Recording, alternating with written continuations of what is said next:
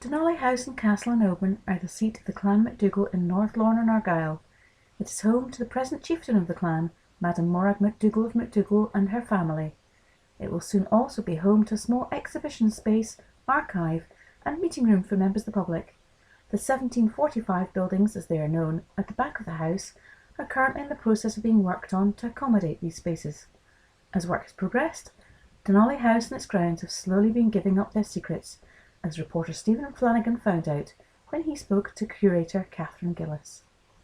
Well, this building is really the descendant from the castle. The Dunollie Castle is where the Clan MacDougall really started out, and in 1745, for a whole range of reasons which we really don't have time to go into, but come and see the exhibition and you'll find out, they moved from the castle down to the house, and it's been the main house for the Clan MacDougall ever since. And of course the Clan MacDougall is this huge worldwide body, but the chief of the Clan MacDougall is Madam MacDougall of MacDougall, the second of the two women chiefs of the family, and this is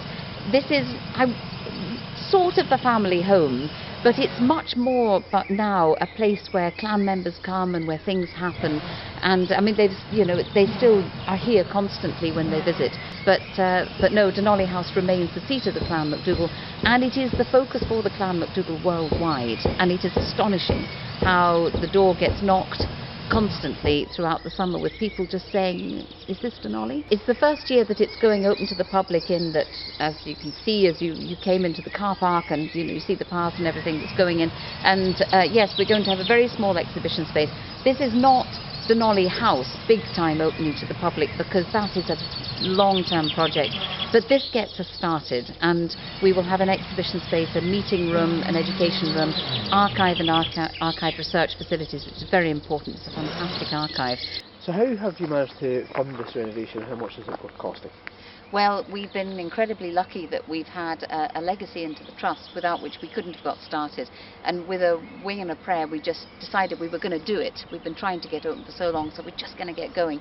But we've always planned to supplement it with grants and help. And the Leader Fund is putting just shy of £9,000 into the car park and the paths and the work really in the grounds and up to the castle.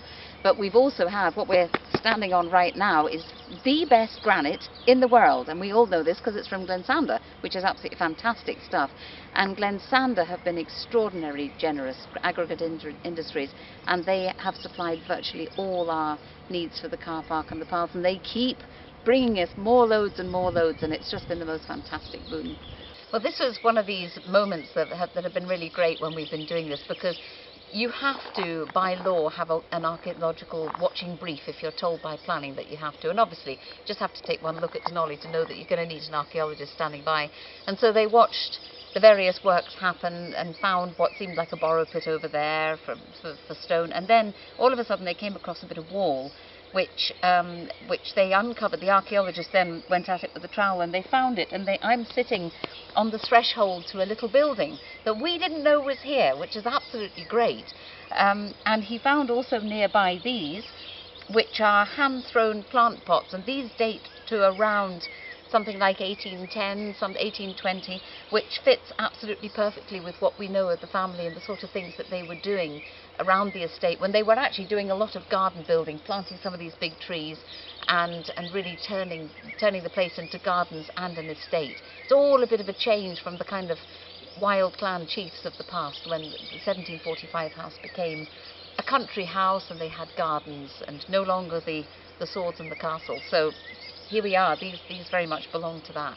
The history of Dunollie that very, very few people know is that it was once the site of at least 4, possibly 5 kings of Dalriada, back in the 500 to 700 era.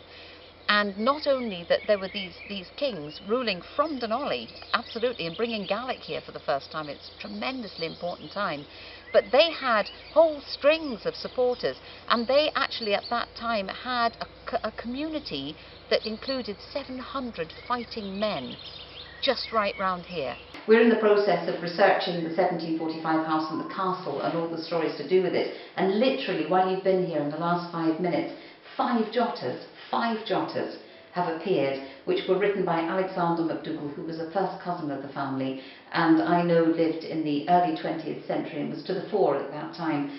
I don't know what's in these jotters, and I haven't had a chance to look at them, but randomly we've got Olaf the Black, King of the Isles, son of Godred, King of the Isles. It's going to be an absolute treasure trove of information here about everything to do with the castle, and I can't wait to get away, and so I'll have to send you away so that I can actually get on with reading these, because they're just going to be amazing. You've been at pains though to express your desire for this to be a museum all of its own. We are changing it as little as we possibly can, and we're working around the original features of the house.